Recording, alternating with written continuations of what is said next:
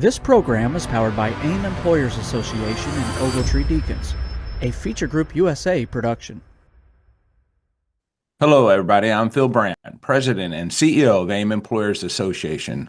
According to the latest Beltway buzz, written by our own DC insider Jim Plunkett, today's guest, Congress passed one employment bill, another failed, and two more were shelved. Meanwhile, federal agencies say they're still moving forward.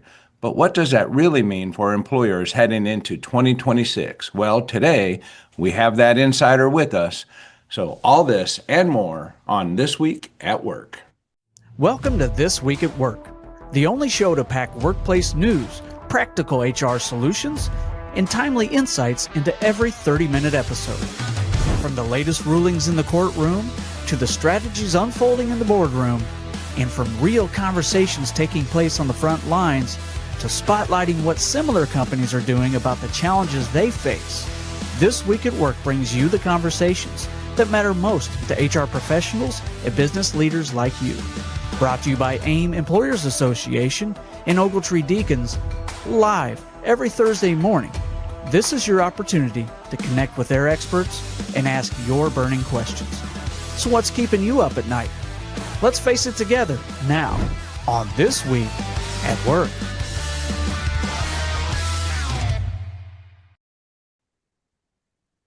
Hey, good morning. Welcome back, everyone. Bert, this is a little bit like watching the Australian Open tennis match, isn't it? Just a little bit. Just a little bit. Yeah. And by the way, welcome back to you, Phil. Yeah, Happy New Year. I appreciate you covering for me last week. I'm happy to be back, and I know it's not always easy to carry the weight and the burden of this show and serving as the host versus the co-host. I know what it feels like when you dump that on my plate of responsibility all the time. So thank you for covering me. Of course. Well, you mentioned it's like watching a tennis match. So yes, HR leaders pretty much need a scorecard these days to keep track of the changes that are taking place weekly. Yeah, when you watch that, it's a little bit, what would be a fun idea? I don't know if you ever watch the NFL and they have Peyton and Eli Manning really doing the commentary over the broadcast. It'd be kind of fun if we were able to do commentary over the live stream of Congress. We could have Jim also as kind of our sideline reporter to that. We could probably put on a pretty good show for that. Can we have beer and pizza while we do it, Phil? We can have beer, pizza, and we can wear wild hats and clothes. We could have a great time with it all. I like it. I think I'll stick with our format that we have. This half-hour show really boils it down to just what you need to know versus watching all that nonsense. Well, we'd probably lose the one listener, Dave, that we have if we did it. So we'll stick with our format and keep our one listener. Perfect. All right, Jim, good morning. How are you? Good morning. Thank you for having me. Great to be here.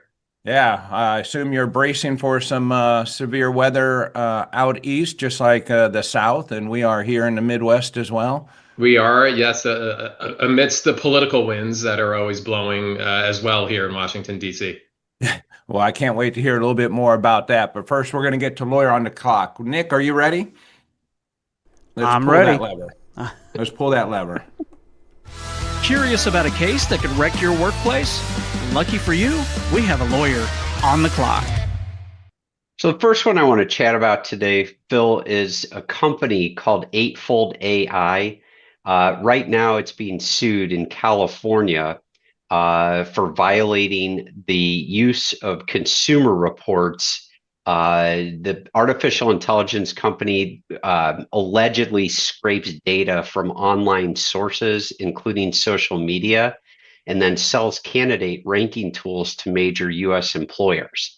Yeah. And what the lawsuit says is the use of quote unquote hidden consumer reports in hiring decisions violates the Fair Credit Reporting Act. I know that's something that AIM spends a lot of time doing for its I would clients. say that is a huge risk. Absolutely. Yep. We talk to employers all the time. In fact, we're working with a very large employer right now in this space, and they kind of want to do half of the background verification report themselves, and then they want us to do the other half. And it's their call how they want to do it, but that's against my advice, just due to what you're talking about. Yeah. Well, so in addition to violating the Fair Credit Reporting Act, the lawsuit alleges that it also violates various state laws by failing to give job applicants the opportunity to correct inaccuracies. That lawsuit obviously comes as workers, advocates, and lawmakers are increasingly raising concerns about the lack of transparency and potential for discrimination by companies that use AI decision-making tools, something we've talked about quite a bit on the program. Of course, the Fair Credit Reporting Act requires consumer reporting agencies to make certain disclosures, obtain certain certifications, and ensure that consumers, in this case, job applicants, have a way to review and correct reports that are provided to prospective employers for purposes of determining eligibility for employment. And so, and that ever so loving interactive process that you like to remind us of. That's right. So just again, let this serve as another warning that there's a lot of plaintiffs and a lot of plaintiffs' attorneys out there looking to make a splash against employers who are using AI in the hiring process. Absolutely. And it's really even bigger than AI. What the problem we have with AI in that space is sometimes if we're using AI, we don't know what the AI referenced or didn't reference. It's hard to disclose. But it's even sometimes it extends when they go online or someone suggested to look at a Facebook or other forms of social media that wasn't disclosed or part of the standard process that was fairly used by all applicants or used for all applicants. So it's a tricky road to navigate. While intentions may not be ill or wrong, but you got to be careful. Of course. Yeah. And Phil, I think we're going to stick out west for this next one here. This will be damned if you do, damned if you don't, California style. And speaking of navigating, a group of men is suing Uber and Lyft over women's safety features in the apps. And so in these lawsuits, and there's a couple of them out there, both Uber and Lyft are being accused of discriminating against male drivers through its app features that are aimed at keeping women safe. And so there's two proposed. So tell us more. Yeah. There's two proposed class actions under California law that are challenging the company's matching programs that allow women passengers to request women drivers. The claims are basically premised on the idea that male drivers' income and job opportunities are limited by these matching programs, and these matching programs also allegedly reinforce gender stereotypes that men are dangerous.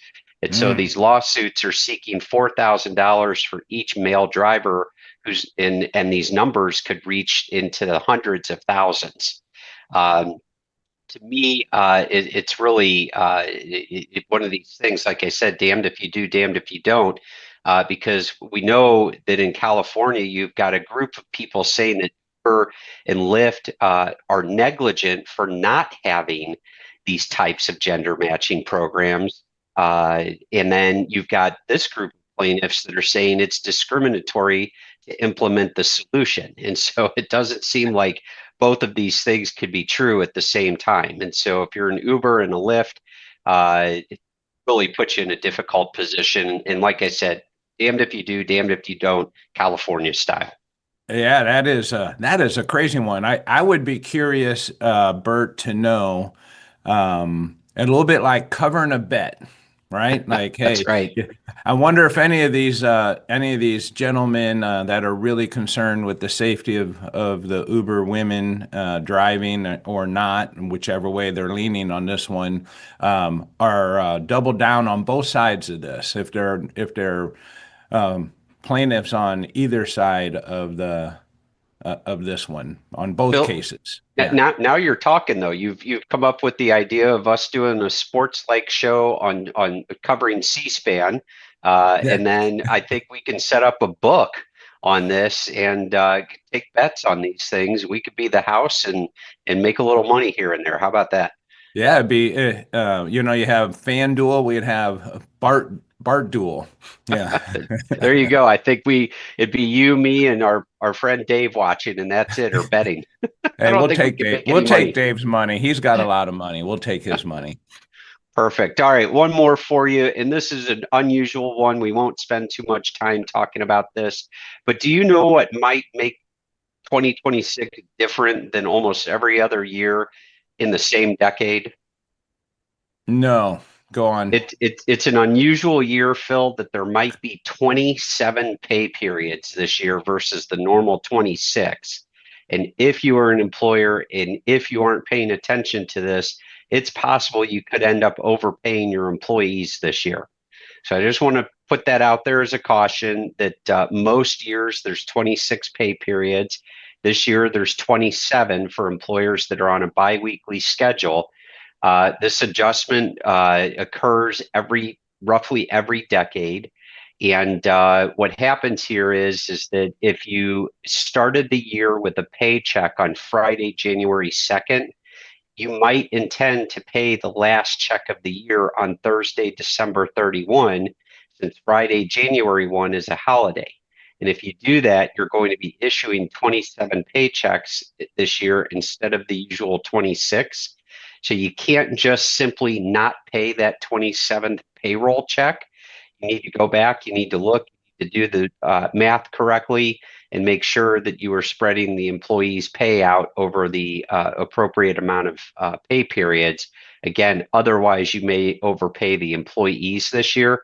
You want to make sure that you are not also just simply deducting from employees' paychecks moving forward without doing the math, because you could possibly take people down below a minimum salary threshold that's required for exempt status under the Fair Labor Standards Act. And you can also potentially run afoul of minimum wage and overtime laws by doing this. You need to be intentional about it. Again, it probably won't affect a ton of employers, but there are some out there. It's an unusual situation, so I thought I'd raise it. Yeah, no, that's a good one to raise, and probably something to talk with your finance team about too, because that would affect budgeting, and you might wonder, why does December have more of a challenge financially in it than it traditionally has? So it might be a good conversation with finance as well. Yep, but enough of this. Let's get back to talking about snow, Phil. Yeah, not just snow, ice. It's going to be crazy out there. Yeah, it's a good thing no one has to travel to Dallas, Fort Worth this weekend. You know anyone that has to do that? Jim, anybody on your side of the fence going to Dallas, Fort Worth this weekend? I know a few hundred people who are supposed to go. Jim and I are supposed to see each other this weekend, but we're not quite sure what's going to happen with Snowmageddon 2026. Yeah, well, bring your hand warmers. All right. Anything else, Bert? Nope. We'll cover more next week, Phil. All right, very good. Jim, welcome back to the program. I hope you and your family are doing well, and you're off to a good year in 2026. But let's just reflect on 2025 real fast. Why did 25 feel fundamentally different to employers? What was going on in 2025? Only 1 year of Trump's term felt like 10 years to me. Sure. I think it's a great question, Phil. And I think it sort of forecasts too what we're going to see in 2026. And we'll talk about that in a second. Before President Trump came in for a second administration, I heard somebody from the administration use the phrase shock and awe in a way to describe how they would be making their policy changes. And I think that was really an apt term, especially when you're looking back on the way things happened in 2025. This administration is very different in the way they have a relationship with the business community. It's not like President Reagan and the business community. There are times where the administration and the business community are in lockstep in terms of their policy preferences and where they'd like things to go. But on certain other areas like, trade, immigration, some of these DEI conversations that we had around this time last year, there's definitely some tension between the business community and the administration. So that means that a lot of the changes that we saw in the past, we might have had a little bit more insight, a little bit more of an insider's perspective about where a Republican administration might go in terms of policy changes. We didn't get that so much this year. The other thing, too, is that, although I'll talk about this in a second, but Congress, especially in 2025, really became a non-player, right? They were really not involved in any sort of policy changes at all. And in fact, dropped the ball in quite dramatic fashion in October of 2025, when we experienced that 43 day federal government shutdown that broke the record. Hey, so I think you have this sort of Jim. That was so last year. Come on. Hey, but we got another deadline coming up a week from tomorrow. Exactly. But so I think you combine all that. You combine the fact that the administration basically had 4 years to sort of figure out what their game plan would be, and that they were going to implement it, come hell or high water. And I think that's why we saw, when you combine all those factors, that's why we saw all that flurry of activity from, the executive orders, sub-regulatory actions, layoffs, cutting funding, all those sort of actions. I think that sort of took everyone by surprise. I think 2026 is going to sort of be a little bit more, hopefully a little bit more predictable now that the administration has sort of made those dramatic changes. They sort of like did demo on the renovations of the house, I think, and now they're starting to reframe the house and put up some drywall, so to speak. I love that analogy because I think last year, to say it a different way, they were laying the groundwork for what's going to come this year and the years after. Yeah, yes, yeah. So in terms of like legislation and regulations, we didn't see a ton of that impacting the employer community, and like rolling back some of the Biden era regulations. They haven't really had that opportunity. It took them a while to get some of their folks in place. I always say that in Washington, D.C., personnel is policy. You need that captain of the ship in order to steer the ship and make those changes. And those captains are the folks who are running the agencies and the sub-agencies that employers deal with, like the Department of Labor, like the NLRB. They didn't really get those folks in place until the end of the year. Some of the folks were coming on at DOL during the shutdown, right? So they came back and really started in mid-November, and then you have the holidays, right? So the regulatory machine, which is where most of the policy changes have been occurring in the last 30 years or so, hasn't really gotten its engine warmed up yet. And I think that's what 2026 is going to be about. Do you think in that it's a peeling back to enable employers more so to flex and expand, or do you think it maybe is more of a little bit of controlling command approach through additional law? Sure, that's a good question, Phil, and I think you're going to see a little bit of both, and I think we're going to see some of the administration's populist leanings come into play on some of these.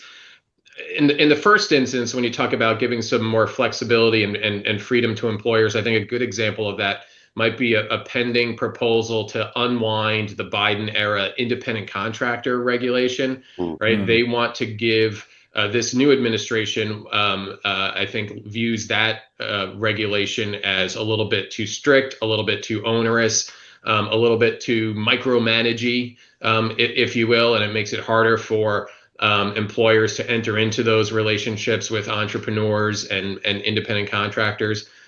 They want to give, or at least this is what we're thinking, they want to roll back that regulation and give employers greater clarity, greater flexibility, in engaging with those vendors, those contractors, those entrepreneurs in a way that isn't going to turn them, into statutory employees.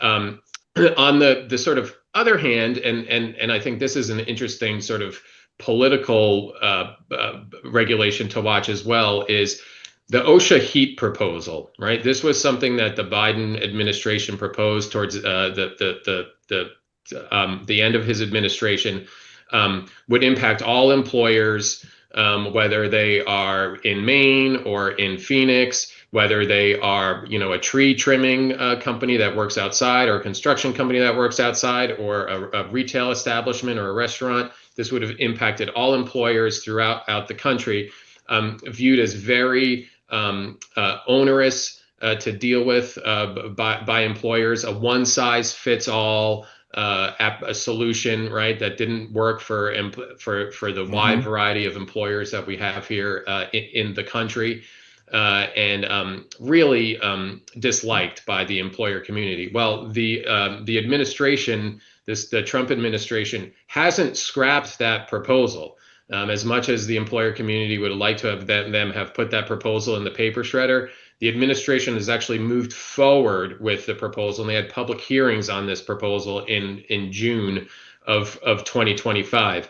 I think this is going towards that populist bent that the administration has. Remember, the president of the Teamsters spoke at the Republican National Convention over the summer. We have a Secretary of Labor that was endorsed by the Teamsters, right? So I think this might be the administration trying to thread the needle, maybe appeasing some of those rank and file union member votes that they received in the November elections, and move forward with this regulation, but in a way that is perhaps watered down, not as I like to say in a way that it's cooled off a little bit. There you go, right? They're gonna cool it off, right? And give employers more flexibility with how they manage the standard and how they implement the standard. So I think that's what the employer community is hoping for now. That if they're saying, okay, if we're going to go forward with this, let's do it in a way that recognizes the myriad differences that that exist between all sorts of employers in this country, and allow employers who are really experts with what they do and know their employees, let them operate this standard, implement this standard in a way that protects their employees but still allows them to operate their businesses. Yeah. With that, Jim, I would suspect something that we've seen over the last 10 years more than ever before is the division between state and federal. And I think of Bert and I, we chat a lot about AI. I know you listen every Thursday morning live, so you know this. But when we talk a lot about AI, and then we're seeing AI policy at a federal level try to be established, and then sometimes the opposite of that at a state level. We have lots of investment occurring in the country, around AI type technologies, chips, those types of things. I would suspect it will continue to see the division between state and federal. Absolutely, right. This is, I say, legislating doesn't happen in a vacuum, right? And folks in the states, they see what's happening in DC, and they look to, depending on who's in charge, right?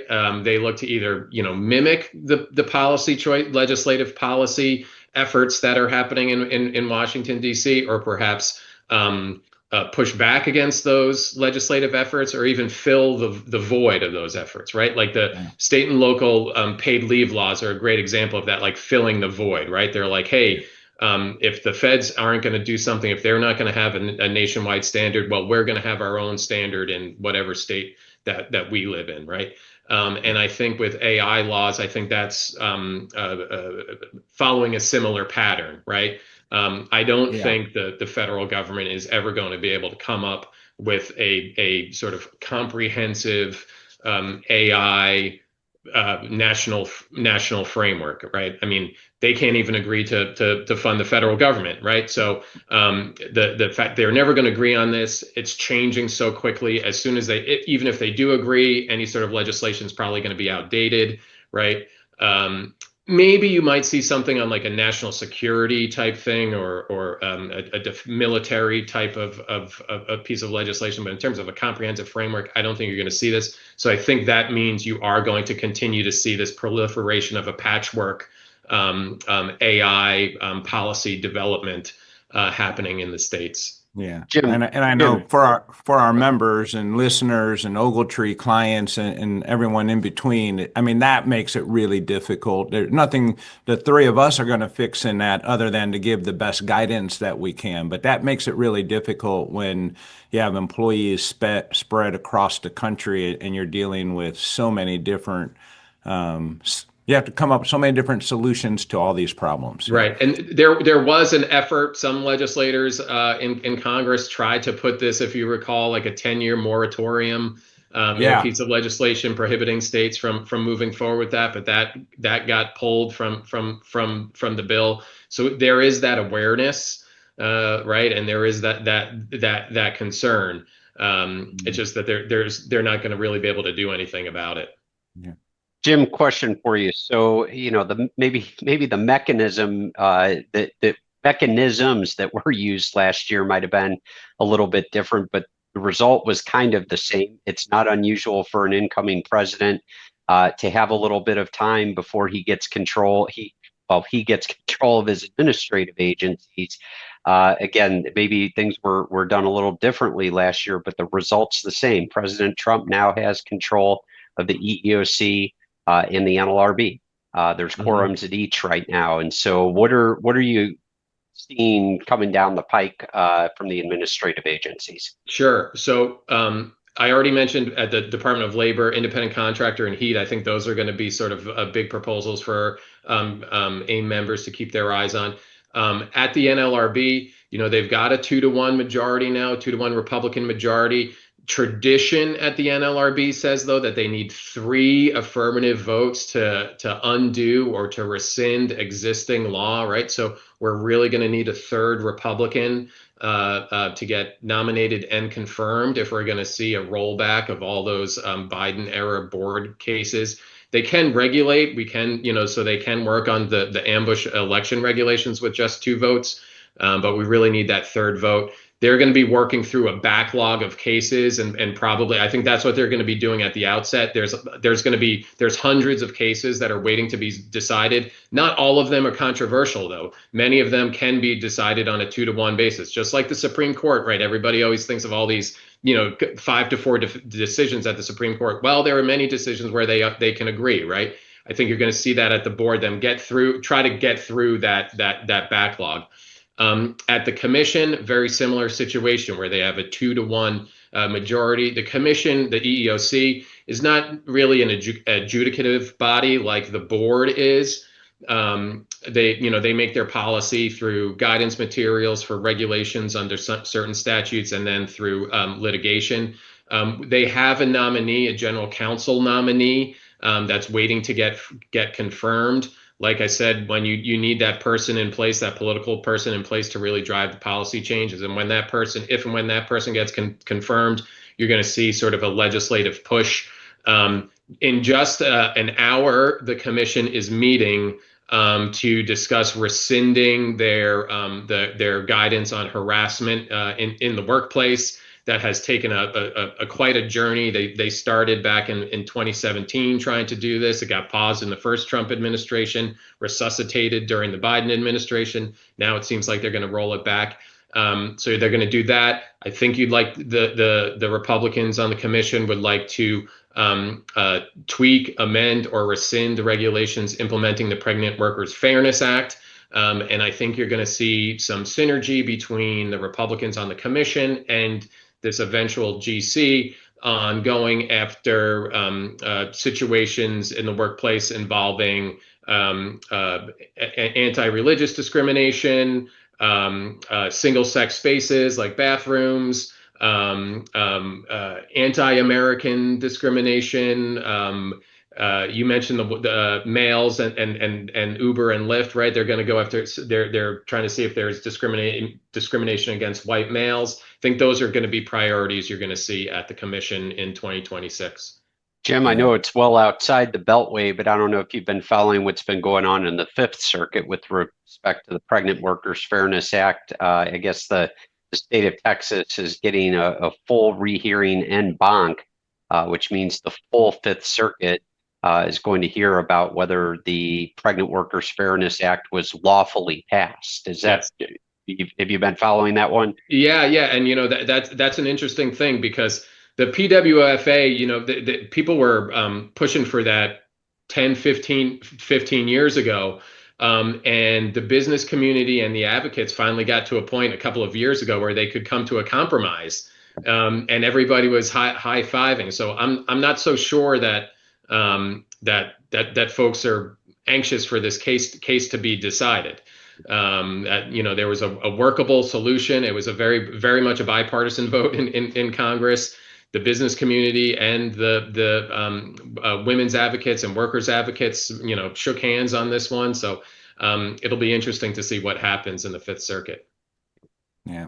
Hey, I just want to point out, I know we were having some fun about Bert Duell and our gambling practice, and our single listener and greatest fan of all time, Dave, he had a great comment that he is not a gambler, and he has his bumper sticker from the 80s. So I think that also tells us a little bit about our fan base here, Bert, and their age and demographic. But his bumper sticker from the 80s, all-time favorite, was the lottery is a tax on people who are bad at math. I bet Dave got that on his vintage AMC Gremlin. For all of our viewers who don't know what that is, go Google it. Go look it up. Yeah, he still drives that Gremlin. I've seen him. Yeah, it's a green one. Hey, but just real quick, guys. I just saw a question come in about what employers can do now. I assume it's relating to our discussion about PWFA. Pregnant Workers Fairness Act is still alive and well. The regulations are still alive and well. So it's status quo for now. It's going to take some time for the court to make that decision and for any regulations to get potentially rolled back. But employers should still be operating under the status quo. Absolutely. Hey, Jim, I got to ask you one question before we go. I know we're a minute or two over. If you have a second, any people, everyone I continue to run into ask a lot of questions about what the heck is all this with Greenland? What should we make of it? Any insight from the Beltway on that? I know it's outside the labor and employment law, but yeah. Right. That's a good question. Everybody's got their theories. It seems like I heard that he tweeted out that there is some sort of a deal. I have a feeling that the deal is a little bit less than a deal than advertised, right? And everybody, all the politicians are going to declare some sort of victory, but the impact on us is going to be minimal. I guess the underlying theory is that a strategic defense initiative, right? That you can be protecting us or launching missiles from Russia, but I always on a situation like this, I always go back to, I think it was either Johnny Bench or Bob Uecker when they said, how do you catch a knuckleball? And he says, you wait for the ball to stop rolling and then you pick it up, right? Yeah, there you go. Good one. And so that's the way a lot of these political discussions, that's the philosophy that I take. I say you wait for the ball to stop rolling and then you pick it up and you find out what's really going on. All right. Guys, one last thing. How can people subscribe to Beltway? Is that something they can subscribe to? Yes, they should just email me. I don't know if we had our screen up there, but it's james.plunkett@ogletree.com, and I'm happy to get them signed up. Absolutely. Great. All right, Jim, I appreciate you being a part of the program and giving us some insight. And producer Nick, I love the green Gremlin. I know that's Dave's car right outside that was taken this last summer right outside his house. So We will be back here next week at 7:30 Central Time. Thank you very much for joining us, Jim. Bert, take care. Producer Nick, thank you, and go out and let's be nice to someone. Bye-bye. Thank you once again for tuning in to This Week at Work. If you enjoy the show, please like it, share it, and make sure it's on your calendar every week. Ask your burning questions anytime and let us know what topics you'd like us to cover. Just go to hrask.org and be sure to leave a review wherever you catch our show to help other HR pros find us as well. We'll see you next week when we discuss what's happening this week at work.